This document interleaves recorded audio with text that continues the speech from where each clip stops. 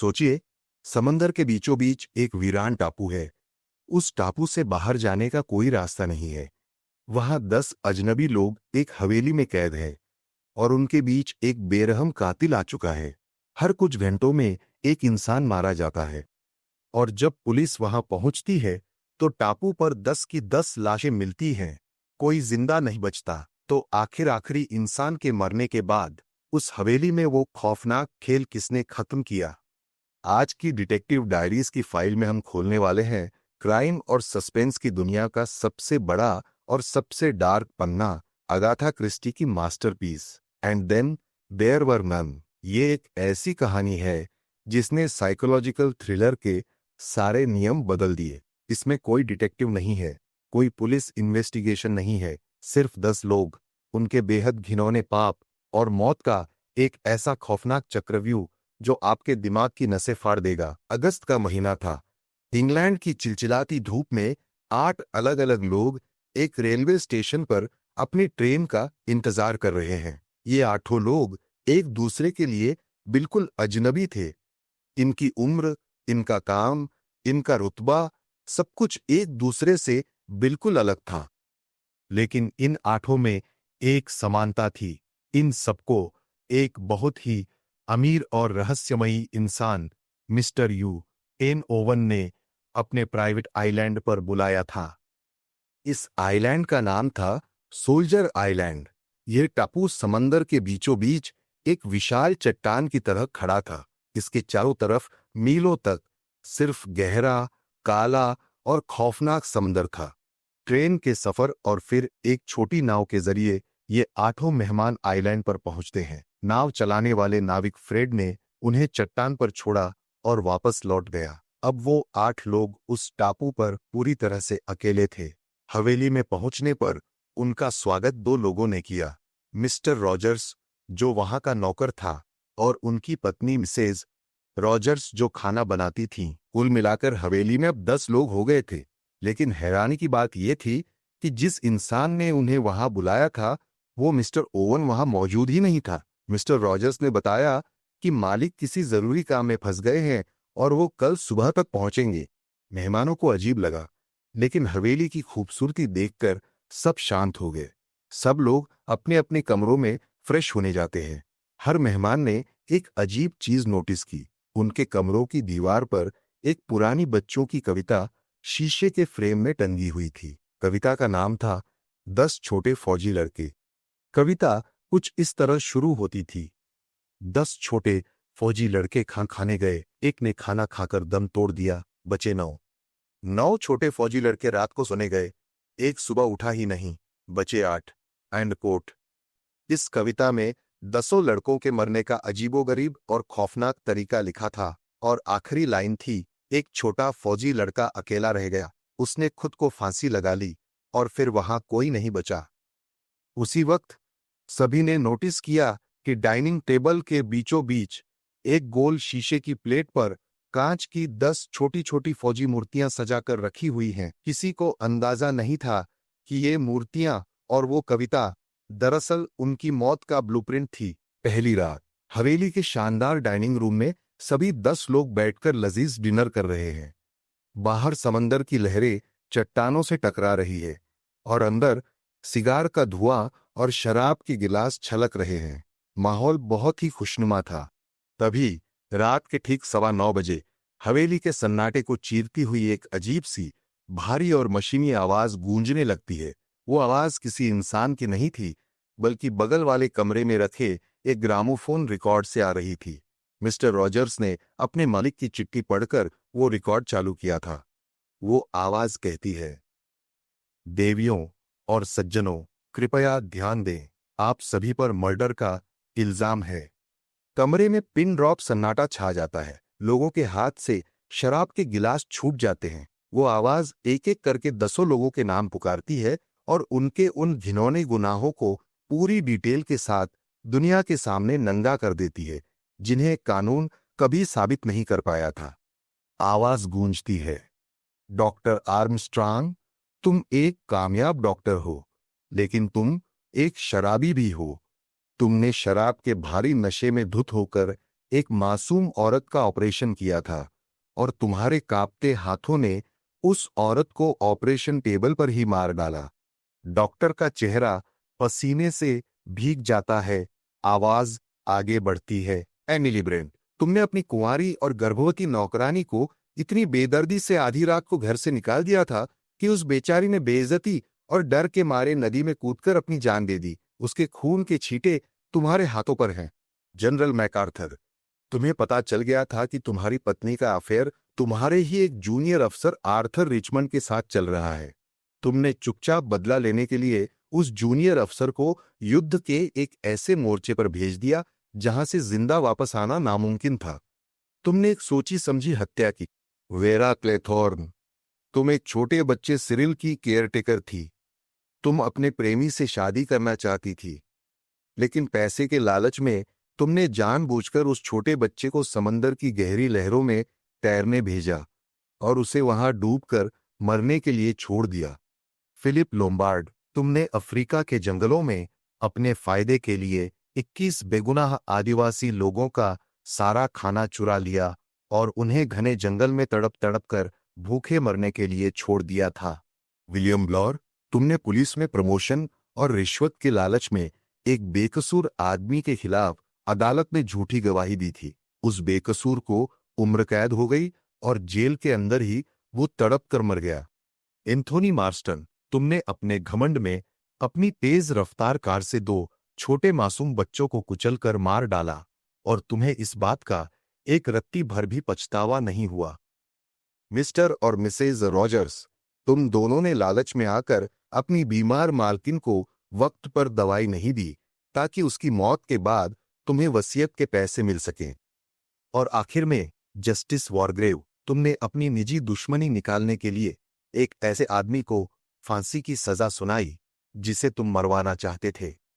आवाज आखिर में एक खौफनाक लहरे में कहती है, तुम सब इंसानी कानून की नजरों से बच गए क्योंकि तुम्हारे जुर्म साबित नहीं हो सके, लेकिन मेरे इंसाफ से नहीं बच पाओगे। तुम सब कातिल हो और तुम सबको तुम्हारे कर्मों की सजा मिलेगी। मिसेज रॉजर्स ये खौफनाक सच सुनकर बेहोश होकर जमीन पर गिर पड़ती है। कमरे में हड़कंप मच जाता है। हर कोई पसीने से भीग चुका था। वो सब एक दूसरे को सफाई देने लगते हैं, चीखने चिल्लाने लगते हैं। ये सब झूठ है, मेरे साथ हादसा हुआ था, मेरी कोई गलती नहीं थी।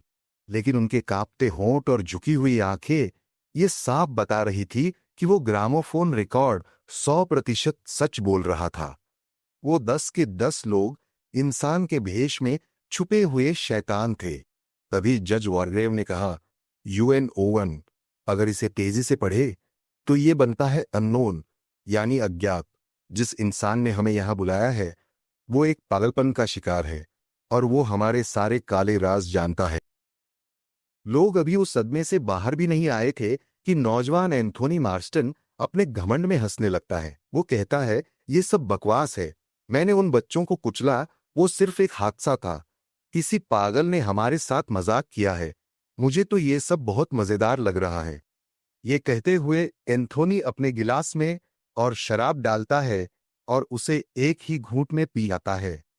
लेकिन जैसे ही शराब उसके गले से नीचे उतरती है, एंथोनी का चेहरा भयानक रूप से नीला पड़ जाता है। उसकी आंखें बाहर की तरफ निकल आती हैं। वो अपना गला पकड़कर जमीन पर धड़ाम से गिर पड़ता है। उसका शरीर झटके खाने लगता है और कुछ ही सेकंड्स में उसके जिस्म से जान निकल जाती है। वो एक बेजान लाश बनकर जमीन पर पसर जाता है। डॉक्टर आर्मस्ट्रांग भागकर लाश के पास जाता है। वो गिलास सूंघता है। उसके चेहरे का रंग उड़ जाता है। साइनाइड, इसके ड्रिंक में पोटेशियम साइनाइड जहर मिलाया गया था। कमरे में चीख पुकार मच जाती है। किसी ने एंथोनी को मारा था, लेकिन कैसे? उसने खुद अपने हाथों से अपनी शराब डाली थी। तभी किसी का ध्यान दीवार पर टंगी उस कविता की पहली लाइन पर जाता है। 10 छोटे फौजी लड़के खाना खाने गए, एक ने खाना खाकर दम तोड़ दिया, बचे 9। और जब लोग घबराकर डाइनिंग टेबल की तरफ देखते हैं तो उनके पैरों तले से जमीन खिसक जाती है। टेबल पर रखी कांच की 10 मूर्तियों में से अब सिर्फ 9 मूर्तियां बची थीं। एक मूर्ति रहस्यमयी तरीके से गायब हो चुकी थी। रात भर कोई नहीं सो पाता। बाहर भयंकर तूफान आ चुका था। लहरें 20 फुट ऊंची उठ रही थीं। तूफान इतना तेज था कि कोई नाव आइलैंड पर नहीं आ सकती थी। वो लोग पूरी तरह से उस मौत के टापू पर कैद हो चुके थे। अगली सुबह एक और मनहूस खबर लेकर आती है। मिसेस रॉजर्स, जो रात को बेहोश हो गई थी, वो अपने बिस्तर से कभी नहीं उठती। डॉक्टर आर्मस्ट्रांग चेक करता है और बताता है कि किसी ने रात को सोते वक्त उन्हें नींद की गोलियों का भारी ओवरडोज दे दिया था, जिससे नींद में ही उनकी मौत हो गई। अपने मालकिन को दवाई ना देकर मारने वाली मिसेज रॉजर्स खुद दवाई के ओवरडोज से मर गई थी। कविता की दूसरी लाइन, 9 छोटे फौजी लड़के रात को सोने गए, एक सुबह उठा ही नहीं, बचे 8। डाइनिंग टेबल से एक और कांच की मूर्ति गायब हो चुकी थी। अब सिर्फ 8 मूर्तियां बची थी। अब तक सबको समझ आ चुका था कि ये कोई मजाक या आत्महत्या नहीं है। कोई एक अदृश्य और खूंखार कातिल बिल्कुल उस बच्चों की कविता के तरीके से उन्हें उनके पापों की सजा दे रहा है।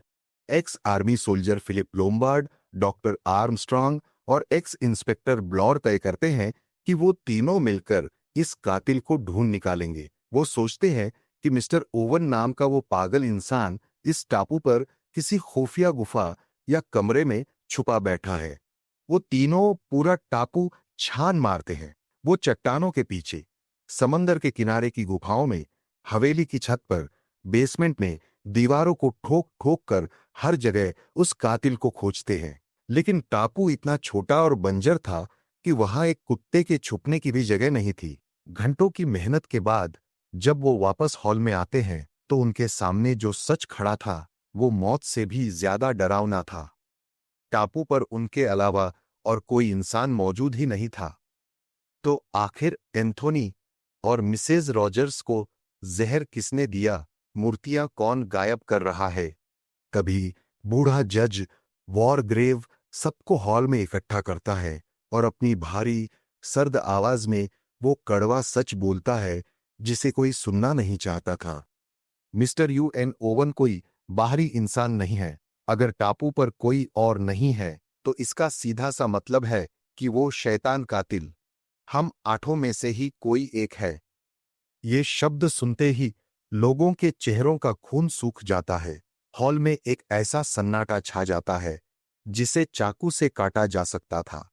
कल रात तक जो लोग एक साथ बैठकर हंस रहे थे वो अब एक दूसरे को खूंखार भेड़ियों की तरह देखने लगे थे। अब हर एक इंसान के लिए सामने खड़ा दूसरा इंसान एक कातिल था। उसी दोपहर जनरल मैकार्थर की लाश समंदर किनारे चट्टानों पर मिलती है।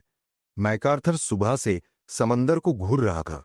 उसके दिमाग में उस जूनियर अफसर का चेहरा घूम रहा था जिसे उसने मरने के लिए भेजा था।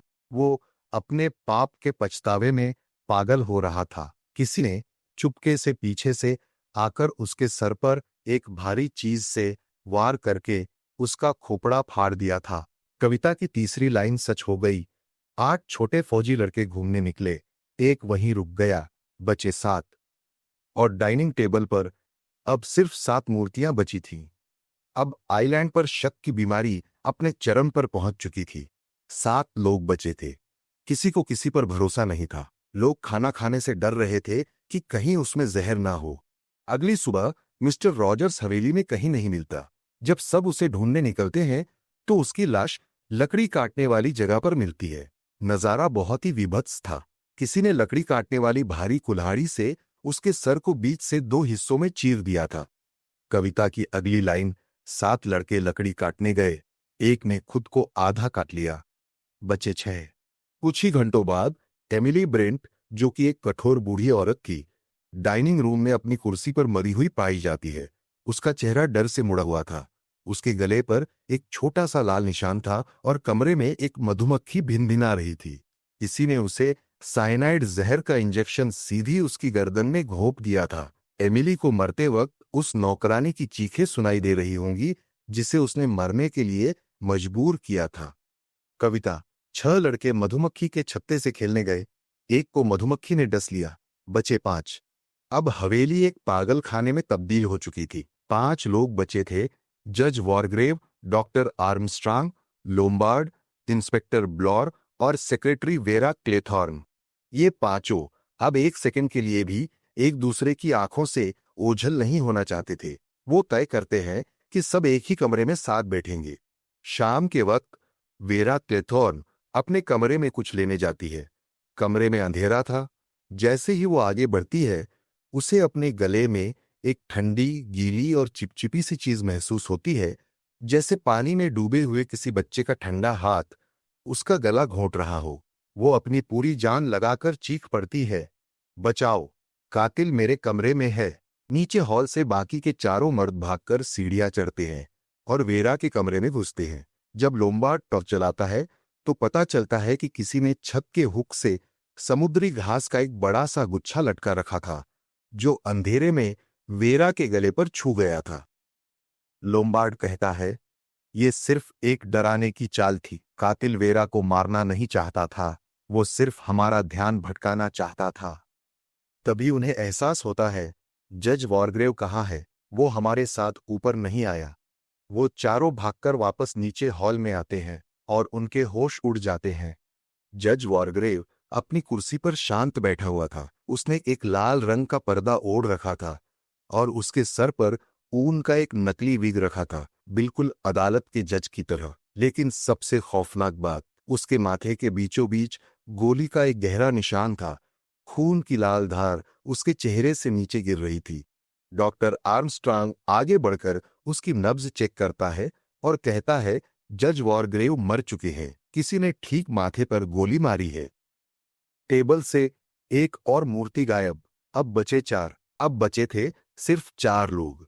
चार ऐसे इंसान जो डर, भूख और थकान से पूरी तरह टूट चुके थे। उस रात वो चारों अपने अपने कमरों में अंदर से ताला लगाकर बैठ जाते हैं। लोम्बार्ड के पास उसकी रिवॉल्वर थी, जिसे उसने अपनी तकिया के नीचे रख लिया था।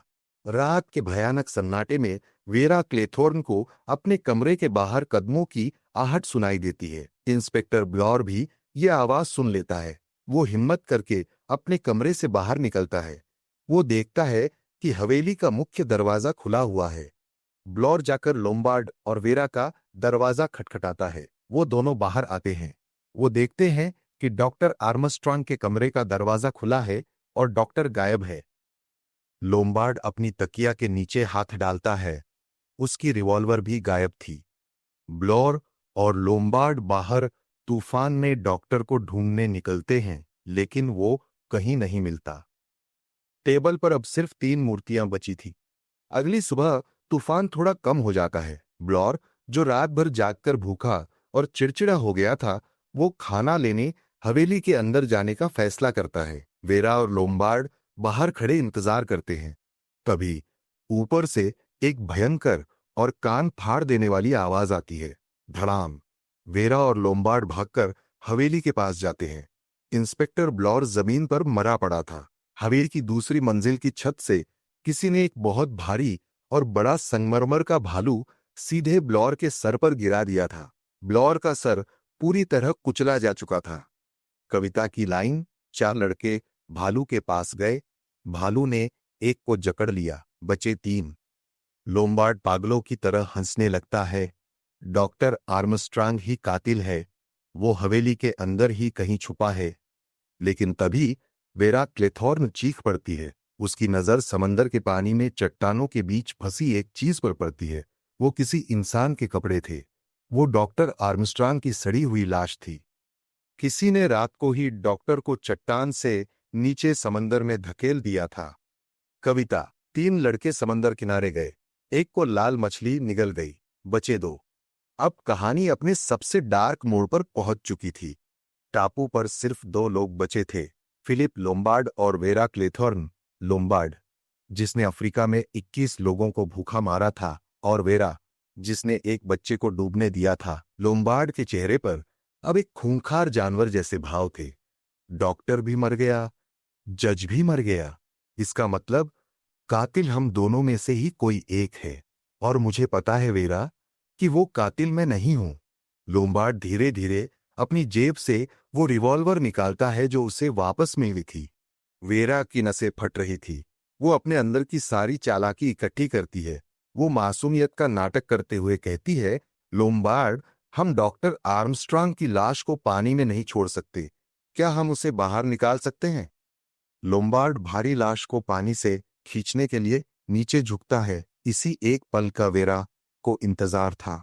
वेरा चीते की फुर्ती से लोम्बार्ड की जेब से रिवॉल्वर छीन लेती है और 2 कदम पीछे हट जाती है।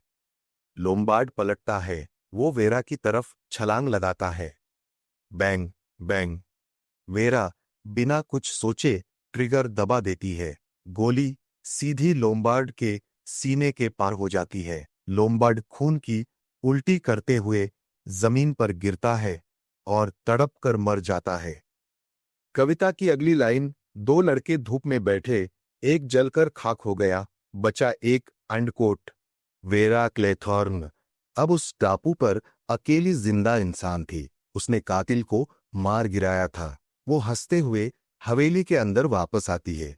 वो डाइनिंग टेबल के पास जाती है। वहां 3 मूर्तियां थी। वो 2 मूर्तियों को उठाकर जमीन पर पटक कर चकनाचूर कर देती है। अब टेबल पर सिर्फ एक छोटी सी कांच की फौजी मूर्ति बची थी। वेरा थके हुए कदमों से सीढ़ियां चढ़कर अपने कमरे की तरफ जाती है, लेकिन उसका दिमाग अब उस छोटे बच्चे सिरिल की यादों से घिर चुका था, जिसे उसने पैसों के लालच में समंदर में डूबने दिया था। ग्लानि और खौफ ने उसके दिमाग को पूरी तरह अपने कब्जे में ले लिया था। उसे हर जगह उस बच्चे के डूबने की आवाजें सुनाई दे रही थी। वो अपने कमरे का दरवाजा खोलती है और दरवाजा खोलते ही उसके हाथ से रिवॉल्वर नीचे गिर जाती है। कमरे के बीचों बीच छत पर लगे एक भारी लोहे के हुक से एक मोटी रस्सी लटक रही थी। रस्सी के निचले सिरे पर फांसी का फंदा बना हुआ था और उस फंदे के ठीक नीचे एक कुर्सी रखी हुई थी। कोई वेरा का इंतजार कर रहा था। वेरा की नजर दीवार पर टंगी उस कविता की आखिरी लाइन पर जाती है। एक छोटा फौजी लड़का अकेला रह गया। उसने खुद को फांसी लगा ली और फिर वहां कोई नहीं बचा। वेरा का दिमाग अब सोचना बंद कर चुका था। उसे लगता है कि यह फांसी का फंदा ही उसकी नियति है। यही उसके पापों की आखिरी सजा है। अपने जमीर के बोझ और उस खौफनाक माहौल के वश में होकर वेरा उस कुर्सी पर चढ़ती है, फंदा अपने गले में डालती है और अपने ही पैरों से कुर्सी को ठोकर मारकर गिरा देती है। चंद सेकंड की छटपटाहट और फिर आइलैंड पर हमेशा के लिए सन्नाटा छा जाता है। कोई जिंदा नहीं बचा। 10 लोग आए थे और 10 की 10 लाशें पूरे आइलैंड पर बिखरी पड़ी थीं। कुछ दिनों बाद जब तूफान रुकता है तो लंदन की पुलिस आइलैंड पर पहुंचती है। उन्हें सिर्फ खून से सनी लाशें मिलती हैं। पुलिस के बड़े बड़े अफसर पूरी तरह पागल हो जाते हैं। अगर वेरा आखिरी इंसान थी जिसने खुद को फांसी लगाई, तो फांसी लगाने के बाद वो कुर्सी किसने अपनी जगह पर दीवार के पास वापस खिसकाई? अगर लोम्बार्ड को वेरा ने मारा, तो वेरा की लाश के पास लोम्बार्ड की रिवॉल्वर क्यों नहीं थी? रिवॉल्वर तो हवेली के दूसरे कमरे में सीढ़ियों के पास मिली। ये एक नामुमकिन क्राइम था। कातिल टापू से बाहर जा नहीं सकता था और टापू पर कोई जिंदा बचा नहीं था। तो आखिर वो शैतान था कौन? केस अनसुलझा रहता है। पूरी दुनिया में इस रहस्य पर चर्चा हो रही थी कि आखिर सोल्जर आइलैंड का कातिल कौन है। तभी महीनों बाद एक मछुआरे को समंदर में तैरती हुई एक कांच की बोतल मिलती है। उस बोतल के अंदर कई पन्नों का एक खत था। वो खत किसी और ने नहीं, बल्कि उस असली कातिल ने लिखा था। और वो कातिल कोई और नहीं, बल्कि जज वॉरग्रेव था। जी हां, वही बूढ़ा जज जिसके माथे पर गोली लगी थी। जज वॉरग्रेव बचपन से ही एक अजीब सी साइकोलॉजी के साथ पैदा हुआ था। उसे इंसाफ करना और लोगों को मरते हुए देखना पसंद था। जब उसे पता चला कि उसे कैंसर है और वो कुछ ही महीनों में मरने वाला है, तो उसने एक आखिरी मास्टरपीस बनाने का फैसला किया। एक ऐसा क्राइम जिसमें वो उन कातिलों को सजा दे जो कानून से बच गए थे। वॉरग्रेव ने ऐसे 9 लोगों को खोजा और आइलैंड पर बुलाया। वॉरग्रेव ने डॉक्टर आर्मस्ट्रांग के डरे हुए दिमाग का फायदा उठाया। उसने आर्मस्ट्रांग को बेवकूफ बनाया और कहा, डॉक्टर, हमें अपनी मौत का नाटक करना होगा ताकि असली कातिल रिलैक्स हो जाए और मैं उसे रंगे हाथों पकड़ सकूं। वेरा के कमरे में जब घास वाला ड्रामा हुआ और सब वहां भागे, तब नीचे हॉल में आर्मस्ट्रांग ने जज वॉरग्रेव के माथे पर लाल रंग की मिट्टी लगा दी और उसे सबके सामने मरा हुआ घोषित कर दिया। सबको लगा जज मर चुका है, लेकिन रात के अंधेरे में उसी मरे हुए जज वॉरग्रेव ने डॉक्टर आर्मस्ट्रांग को मिलने बुलाया और उसे चुपके से समंदर की चट्टान से नीचे धक्का दे दिया। अगली सुबह उसी मरे हुए जज ने खिड़की से ब्लॉर के ऊपर भारी भालू गिराया, और जब वेरा ने लोम्बार्ड को मारकर खुद को फांसी लगा ली तो जज वॉरग्रेव अपने छुपने की जगह से बाहर आया। उसने वेरा के पैरों के नीचे गिरी हुई कुर्सी उठाई और उसे दीवार के पास रख दिया। उसने वेरा के हाथों से गिरी हुई रिवॉल्वर उठाई। फिर जज वॉरग्रेव वापस अपने बिस्तर पर गया। अब उसे असल में मरना था, लेकिन ऐसे कि पुलिस को लगे कि उसका कत्ल हुआ था।